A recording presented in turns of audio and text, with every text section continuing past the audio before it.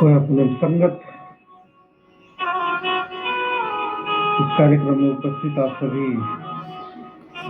सगाजनों को, सभी साथियों को बहुत बहुत सादर सादर सेवा जमा रहा है। आप सबका हार्दिक स्वागत है। जैसा कि यह जिसका नाम कोई अपने संगत है, नाम से ही पता चलता है कि कोया मतलब प्रकृति, पुणे मतलब सत्य का मार्ग, और संगत मतलब संगति करना, प्राकृतिक सत्य के मार्ग का संगति करना, इसका मूल अर्थ हुआ। अब प्राकृतिक सत्य के मार्ग जब बात आ रहा है तो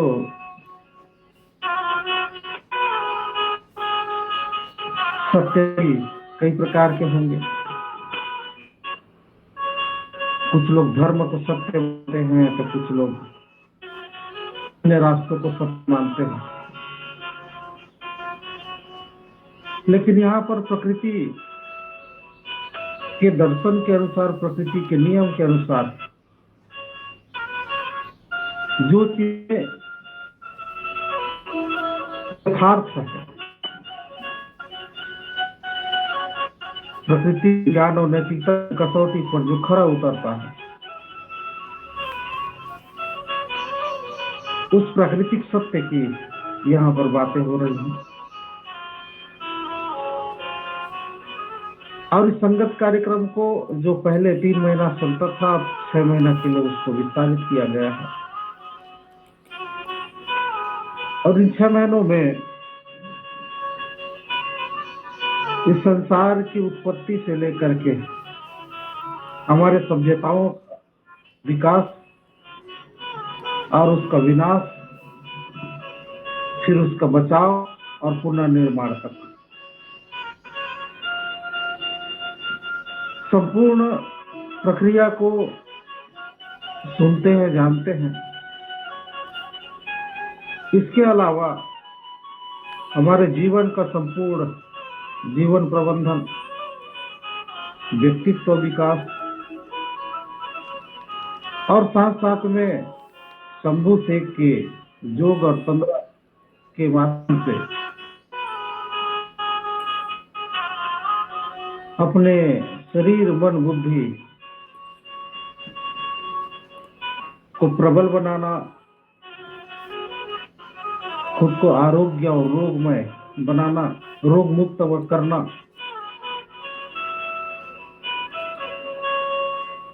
और अपनी क्षमता, अपनी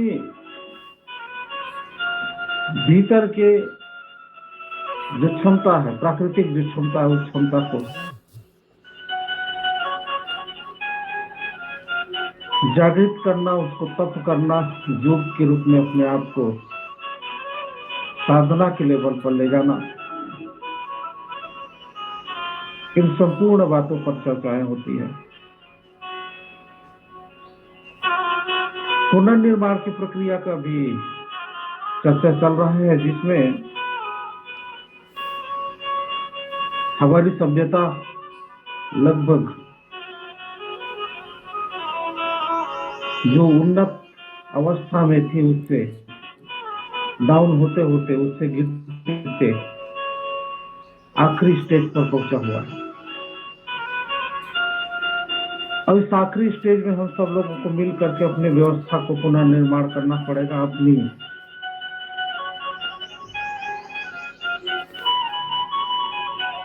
पूर्वजों की जो सभ्यता है, संस्कृति है, उसको पुनर्जीवित करना पड़ेगा। तो कैसे पुनर्जीवित होगा, इस विषय पर लगातार बातें हो रही हैं। पुनर्निर्माण की प्रक्रिया में हम लोगों को समझना है, एक तो व्यवस्था क्या थी और उस व्यवस्था का निर्माण हमको किस तरीके से करना है, और उन व्यवस्थाओं का संचालन कैसे होना है। जिसके बारे में हम लोगों ने चर्चा किया कि नारगण व्यवस्था, गांव की व्यवस्था किस प्रकार से होगी, परगना व्यवस्था कैसे होगा, कैसे चलेगा, गढ़ लेवल की व्यवस्था, कोर्ट लेवल की व्यवस्था और संयुक्त भू गणवाना लेवल की व्यवस्था, ये हमारे पहले से बने हुए व्यवस्था है जो चरमरा करके अब टूटने की अवस्था में आ चुका है। तो इन व्यवस्थाओं को फिर से मजबूत करने के लिए एक आधुनिक समय में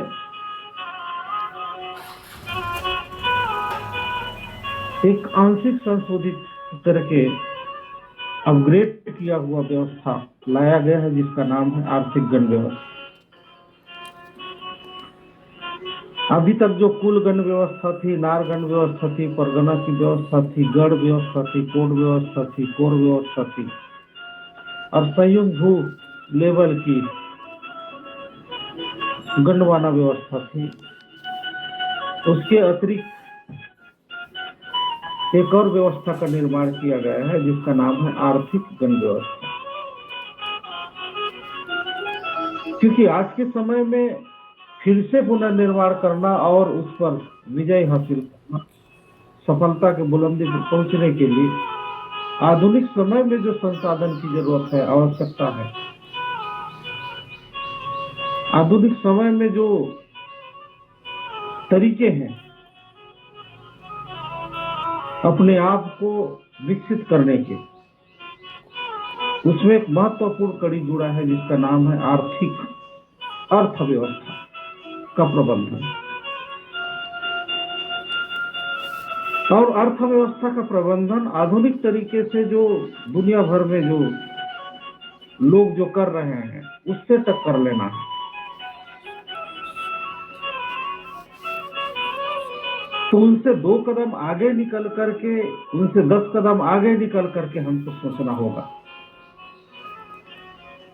क्योंकि दुश्मन जितना शक्तिशाली होता है उससे 10 गुना शक्तिशाली बनना पड़ता है और बिना शक्तिशाली बने हम जंग में जीत नहीं सकते। तो हमारी गण व्यवस्थाओं को पुनः बचाने के लिए, पुनः निर्माण करने के लिए एक महत्वपूर्ण व्यवस्था की जरूरत है और उस व्यवस्था का नाम है आर्थिक गण व्यवस्था। आर्थिक गण व्यवस्था को जब हम मजबूत करते हैं तो सारे व्यवस्थाएं धीरे धीरे अपने आप दुरुस्त हो जाएगा।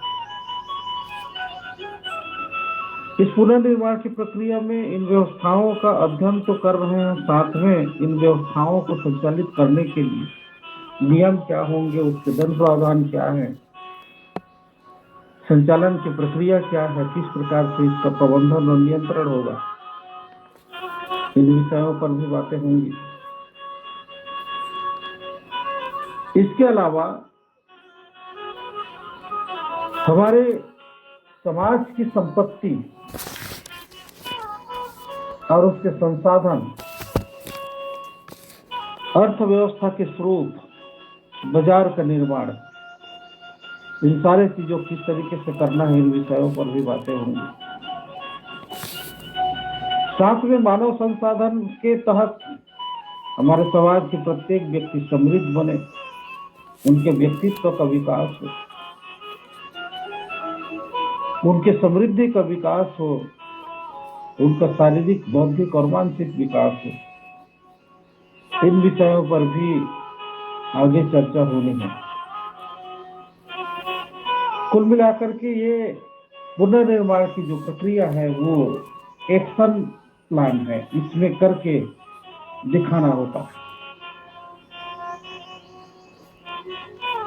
जो इतिहास के प्रसंग होते हैं, जो कथा कहानी के प्रसंग होते हैं, उसमें सिर्फ सुन करके ज्ञानवान बनने और आत्मसंतुष्टि तक की प्रक्रिया होती है।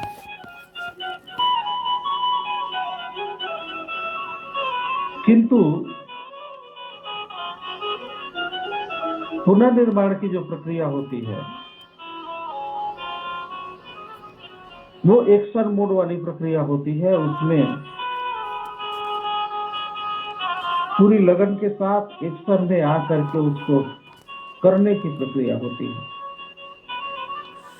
जिस प्रकार से कोई व्यक्ति बीमार पड़ता है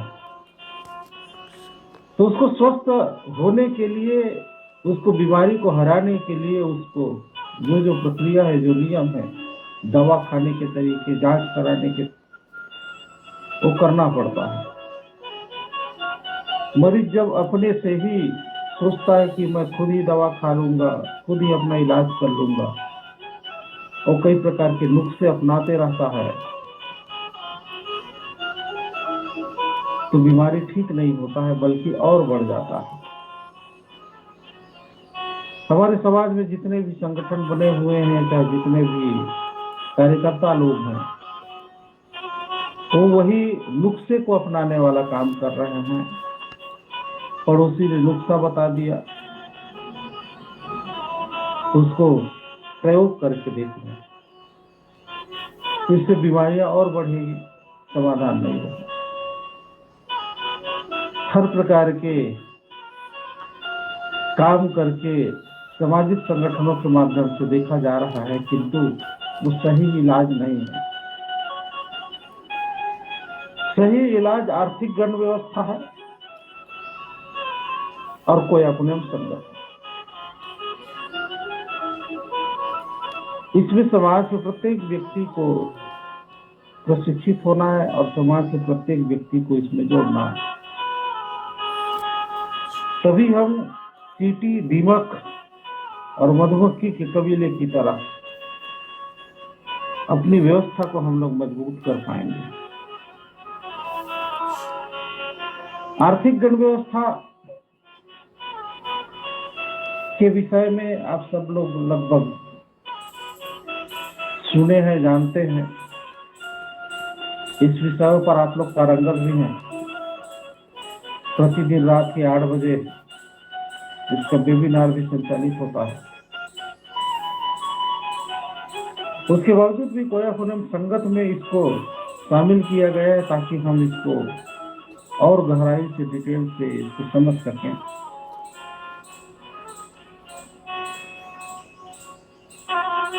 आर्थिक गण व्यवस्था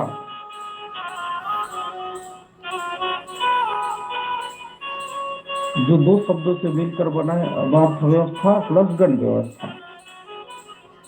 और गण व्यवस्था के बारे में जैसा कि पूर्व में बताया जा चुका है कि नार गण व्यवस्था, परगना गण व्यवस्था, गण लेवल की गण व्यवस्था, कोट संयुक्त गणवाना की गण व्यवस्था। गण व्यवस्था मतलब कबीला व्यवस्था। कबीला व्यवस्था का मतलब झुंड की व्यवस्था, जैसे चींटी, दीमक, मधुमक्खी झुंड की व्यवस्था होती है, वैसी व्यवस्था को गण व्यवस्था कहते हैं।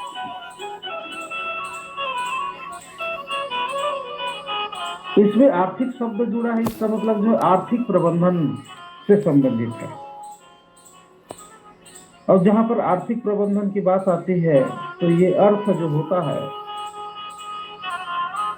ये हमारे जीवन को आसान करने के लिए जितने प्रकार के संसाधन को उपयोग करते हैं, उन सारे चीज इस अर्थव्यवस्था के प्रबंधन के अंतर्गत आ जाता है। जैसे हमको सुखपूर्वक जीवन यापन करने के लिए हमको कपड़ा चाहिए, मोटरसाइकिल चाहिए, मोबाइल चाहिए, फ्रिज चाहिए या फिर मकान चाहिए, ये सारी क्या है, जीवन को आसान करने के संसाधन हैं। और इन सारे चीजों को प्राप्त करने के लिए खरीदना पड़ता है इन सब चीजों को, और खरीदने के लिए रुपयों की जरूरत पड़ती है। आज के समय में पहले वस्तु विनिमय हुआ करता था, आज के समय में खरीदने के लिए मुद्रा की जरूरत पड़ता है, और भारत में मुद्रा रुपया के रूप में है।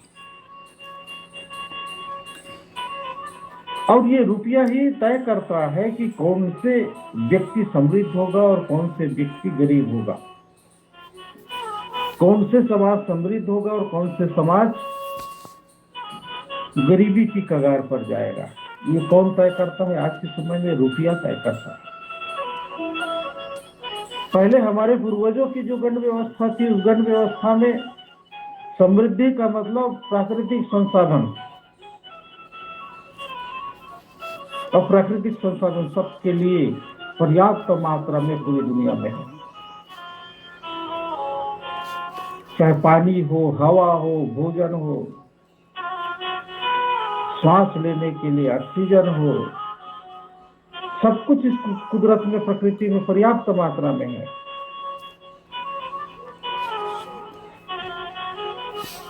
जिंदा रहने के लिए जितने प्रकार के संसाधन हैं, सब कुछ इस प्रकृति में मौजूद है।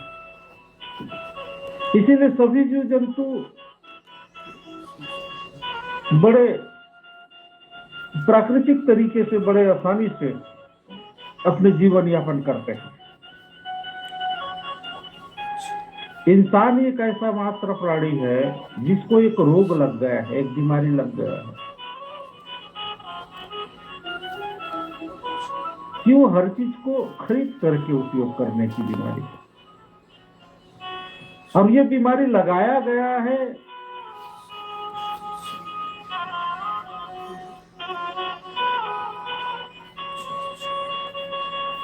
जो लोग चाहते हैं कि सब लोग हमारे हिसाब से, हमारे नियंत्रण में काम करें, हमारे हिसाब से जीवन यापन करें। प्रकृति के संपत्तियों का सबने बराबरी से जो बंटवारा का सिद्धांत था, सबको बराबरी का हक था, वो अब सबको बराबरी का हक नहीं है, बल्कि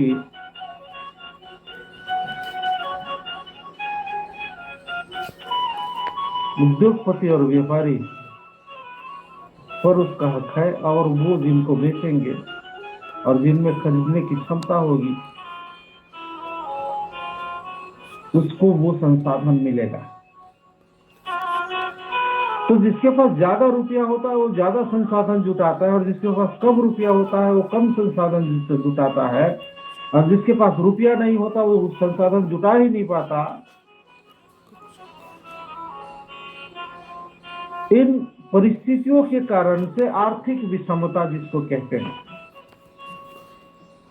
वो समाज में बढ़ा और पूरी दुनिया में बढ़ा। आर्थिक विषमता,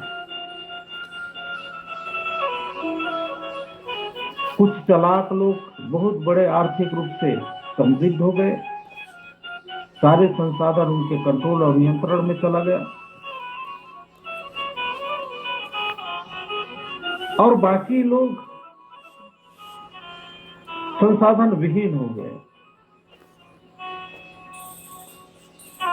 इसलिए समृद्ध और अमीर और गरीब में बहुत बड़ा खाई का निर्माण हो गया।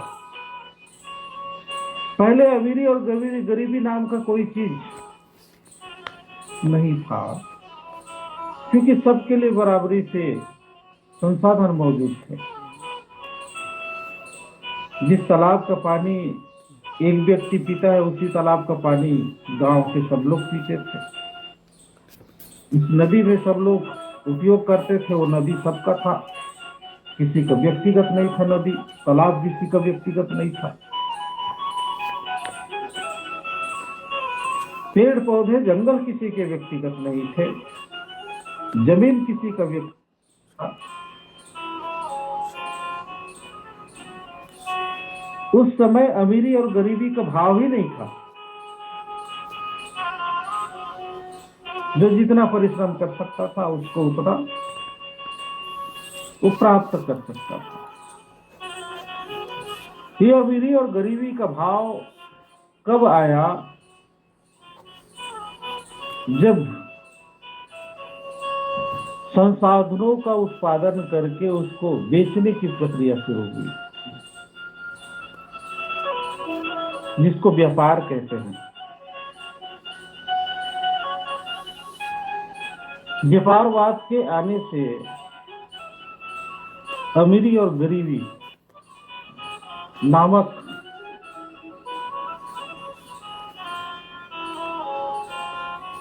एक स्थिति का निर्माण हुआ। इसलिए समाज में दो प्रकार के लोग हो गए, एक अमीर और दूसरा गरीब, समृद्ध और कंगाल। हमारे पुरखा जब दंड व्यवस्था के मालिक थे तो समृद्ध थे, सारे संसाधन मौजूद थे, लेकिन जैसे ही बाजारवाद हमारे बीच में प्रवेश किया, हम लोगों ने धीरे धीरे बाजार पर निर्भरता बढ़ाई। पहले कहा जाता था कि सिर्फ नमक खरीदते थे, और जिधर नमक होता उधर के लोग नमक भी नहीं खरीदते थे। कपड़े वो बना लेते थे, अनाज पैदा कर लेते थे, तेल भी पैदा कर लेते थे।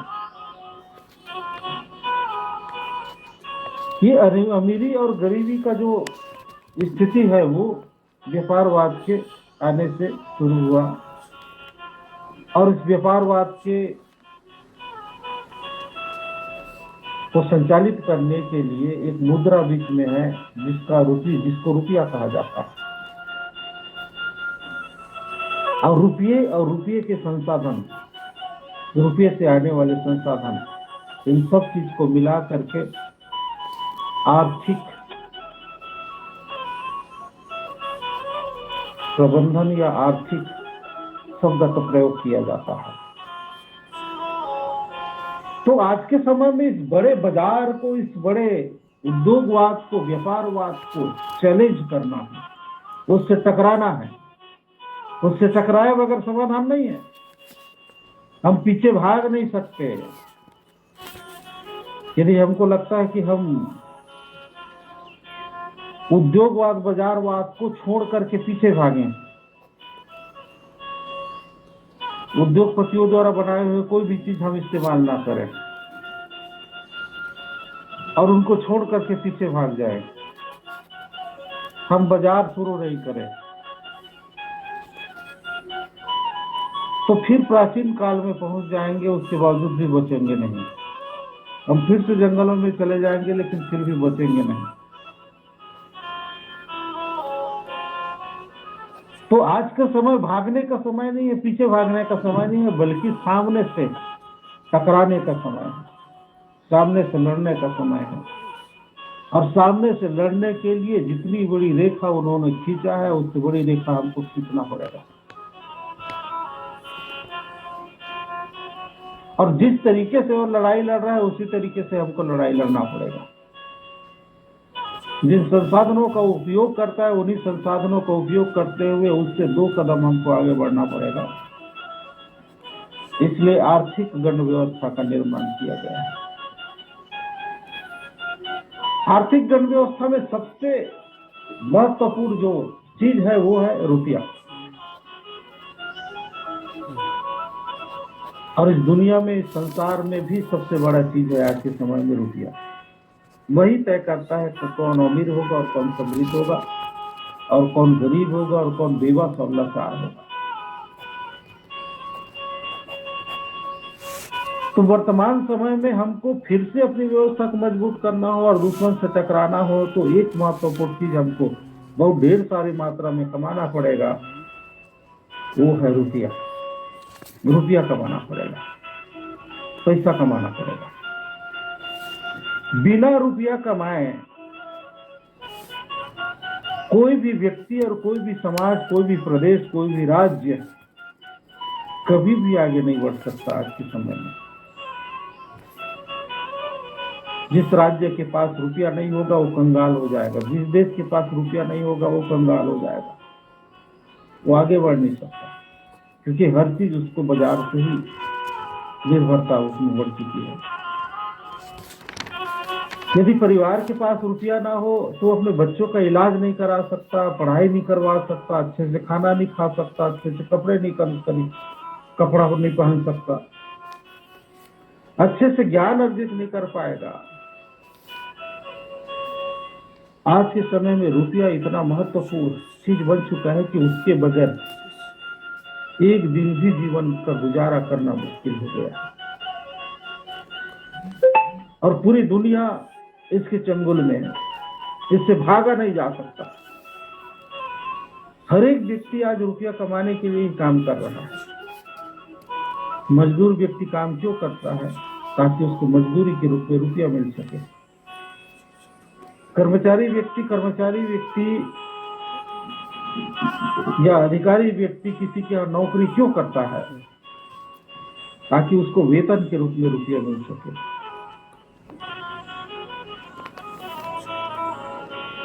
हर एक व्यक्ति कुछ ना कुछ कर रहा है तो रुपया के लिए ही कर रहा है। हम बच्चों को पढ़ाते हैं तो क्यों पढ़ाते हैं? ताकि पढ़ लिख करके वो काबिल बनेगा तो रुपया कमाएगा। योग्य बनेगा तो नौकरी लगेगा तो रुपया कमाएगा। और नहीं पढ़ाएंगे, बनेगा, योग्य नहीं बनेगा तो रुपया नहीं कमा पाएगा। कुल मिलाकर के हर एक व्यक्ति रुपया कमाने का काम कर रहा है, जाने अनजाने में कर रहा है, लेकिन सही तरीके से नहीं कर रहा है। सही तरीके से नहीं करने के कारण से और सही संसाधन नहीं होने के कारण से वो सिर्फ अपने परिवार पोषने के लिए आजीविका तक ही रुपया कमा पा रहा है। और सिर्फ परिवार पालने, आजीविका के लिए ही रुपया कमाना, उससे जंग नहीं जीता जा सकता, युद्ध नहीं बना जा सकता। यदि बूंदाबांदी बारिश हो तो उससे तालाब नहीं भर सकते, जमीन में पड़ते ही पानी सूख जाता है। यदि तालाब को भरना है तो मूसलाधार बारिश होना चाहिए। यदि आपको भी और समाज को अमृत बनना है, अमीर बनना है, समृद्ध बनना है, तो इस समाज में भी बूंदाबांदी रुपयों की बरसात नहीं बल्कि मूसलाधार बारिश की तरह रुपयों की बरसात हो। और परिवारों में भी, आप लोगों के परिवारों में भी रुपयों की मूसलाधार बारिश हो, तब कहीं जा करके हम अमीर और समृद्ध व्यक्ति बन सकते हैं। इसलिए इस रुपये का प्रबंधन हम लोगों को सीखना पड़ेगा, जानना पड़ेगा। ये रुपया बड़ा तिलस्म और जादुई चीज है। जिसके पास आता है उसके पास छप्पर फाड़ के आता है, और जिसके पास नहीं आता वो किडनी और खून बेच ले, फिर भी उसके पास बचता नहीं है, रुकता नहीं है, ठहरता नहीं है। जिसके पास थोड़ा सा आता है वो रुपये को बड़ा करके, बचा करके बड़ा कर लेता है, और जिसके पास ज्यादा आता है वो भी कंगाल हो जाता है। ये रुपया बड़ा जादुई और तिलस्म चीज है, या ये कहें कि ये बड़ा बेवफा चीज है। जो मेहनत करता है उसके पास नहीं रहता, लेकिन जो कुर्सी पर बैठ करके सिर्फ ऑर्डर देते रहता है उसके पास, सेठ लोगों के पास, व्यापारियों के पास रुपया ही रुपया होता है। जो 8 घंटा 6 घंटा मेहनत करता है उसके पास रुपया बचता नहीं। लेकिन जिसका पेट निकला हुआ है, कुछ काम नहीं करता, कुर्सी पर बैठा हुआ है, वो रुपये गिन गिन करके थक जाता है। इसलिए बड़ा बेवफा चीज भी है। और ये इतना बेवफा क्यों है और इतना जादुई चीज क्यों है, इस रहस्य को समझे बगैर रुपया को हम कमा नहीं सकते, रुपया को हम आकर्षित नहीं कर सकते। इस प्रकृति में एक नियम है जिसको आकर्षण का नियम। इस प्रकृति में 2 ही नियम है, आकर्षण का नियम और प्रतिकर्षण का नियम।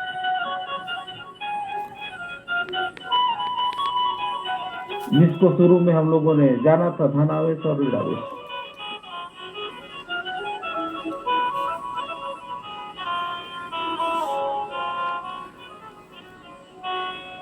आकर्षण का नियम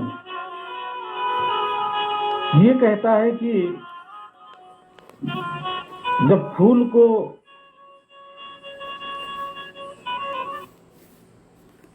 जरूरत होती है तो वो भंवरों को आकर्षित करने की क्षमता पैदा करता है,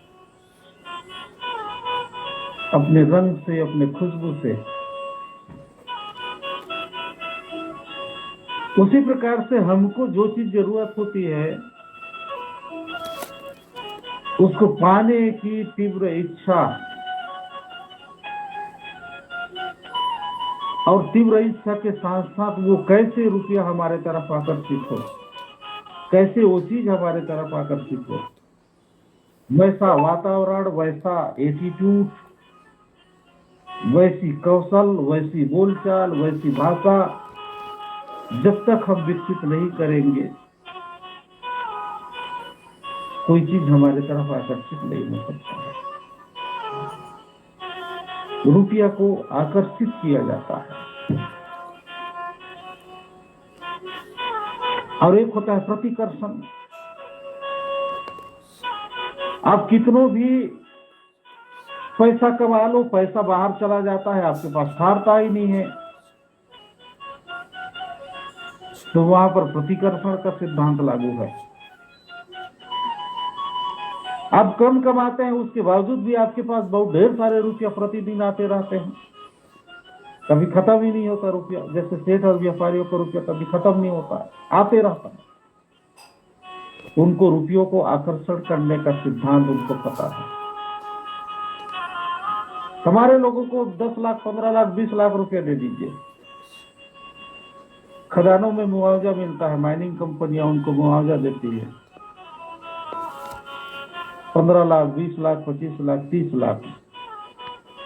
6 महीना और साल भर में सारे पैसे खत्म हो जाते हैं, उड़ जाता है, क्योंकि यहाँ पर प्रतिकर्षण का सिद्धांत लागू है।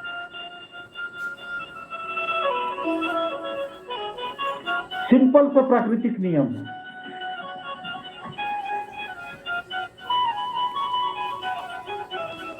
सिंपल सा प्राकृतिक नियम को हम समझते हैं, जैसे आजकल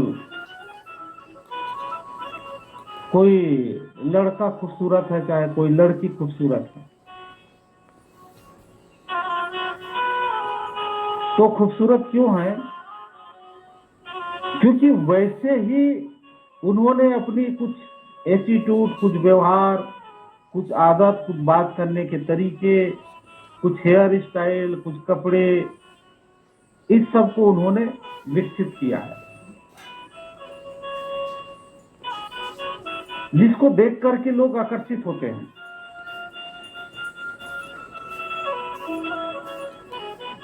ठीक उसी तरीके से यदि हमको पैसा कमाना है तो हमारे बातचीत भी, हमारे कपड़े, हमारे व्यवहार, हमारे दिनचर्या, हमारी सोच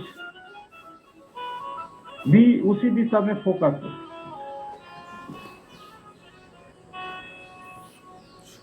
तो ये रुपया की दो ही स्थिति होती है, या तो आता है अथवा जाता है। आना मतलब आकर्षण है और जाना मतलब प्रतिकर्षण है।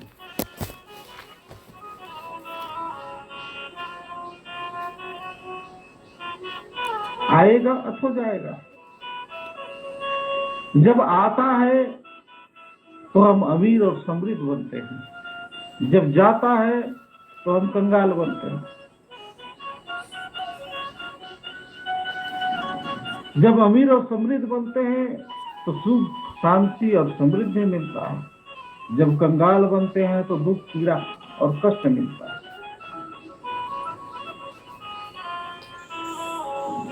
तो आने के जो तरीके हैं और जाने के जो तरीके हैं रुपये के, उसको समझना पड़ेगा। हमारे पास रुपया कब आता है?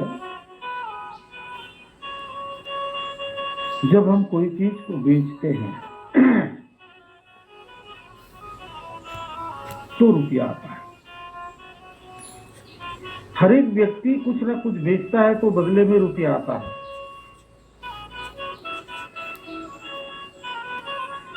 बेचने का मतलब आकर्षण का सिद्धांत ये है कि सामने वाले को फायदा हो, तब तो वो आकर्षित होगा।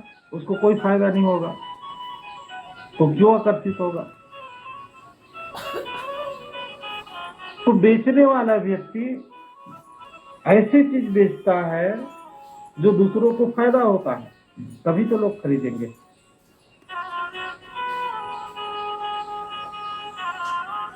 बेचने से रुपया आता है।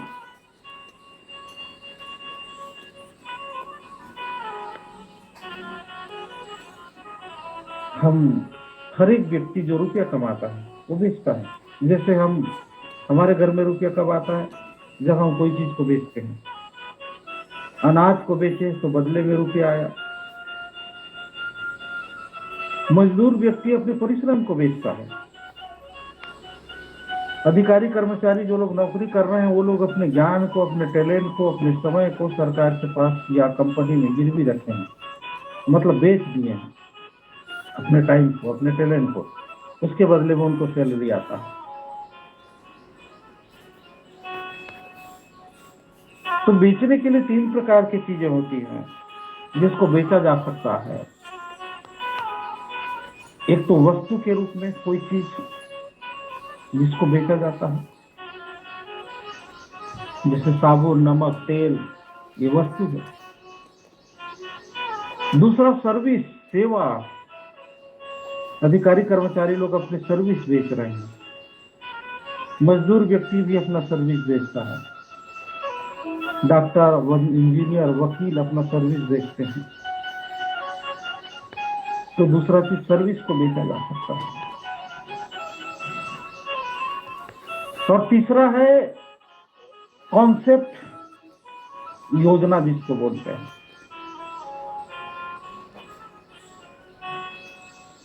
ज्ञान, यदि आपके पास ज्ञान है, उस ज्ञान से दूसरों की समस्या का समाधान होता है, तो जिसमें दूसरों की समाधान हो उस प्रकार के ज्ञान को कॉन्सेप्ट बोलते हैं। इन तीनों चीजों को बेच करके ही रुपया कमाया जाता है। अब ये तीनों चीज हमारे पास नहीं है। जब ये तीनों चीज हमारे पास नहीं होगा तो रुपया हमारे तरफ आकर्षित नहीं होगा। फूल के पास यदि खुशबू नहीं होगा तो भौरा उसके तरफ आकर्षित नहीं हो सकता। फूल के पास रंग नहीं होगा, फूल के पास खुशबू नहीं होगा तो भौरा उसके तरफ आकर्षित नहीं होगा।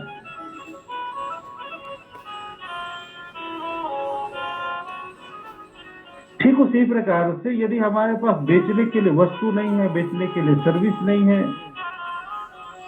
बेचने के लिए कॉन्सेप्ट नहीं है और बेचने लायक हमारे भीतर योग्यता नहीं है, कौशल नहीं है, तो रुपया हमारे तरफ आ नहीं सकता, आकर्षित नहीं होगा।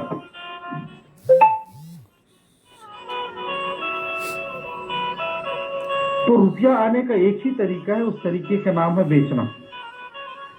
टीवी कंपनी वाले टीवी बेचते हैं, कपड़ा कंपनी वाले कपड़ा बेचते हैं, फर्नीचर वाले लोग फर्नीचर बेचते हैं, इसलिए वो अमीर और समृद्ध है। हमारे पास बेचने के लिए कुछ है नहीं, इसलिए हम लोग गरीब और बेबस लाचार हैं। जिस प्रकार से रुपया आने का एक ही रास्ता है बेचना, उसी तरीके से हमारे पास जब रुपया आ जाता है तो ठहरता नहीं है, प्रतिकर्षण का सिद्धांत लागू होता है, जितना आता है सब बह जाता है।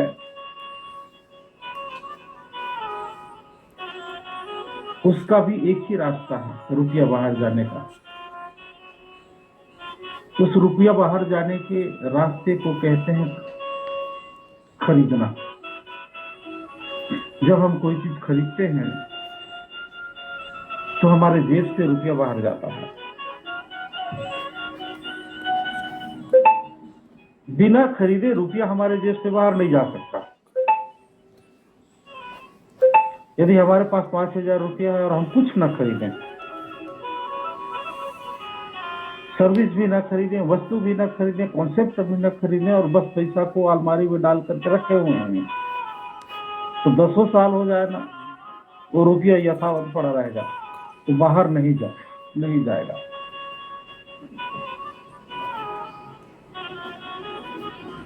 बिना खरीदे रुपया बाहर नहीं जाता है। कुछ अपवाद कारण है, उन अपवाद कारणों को छोड़ दिया जाए।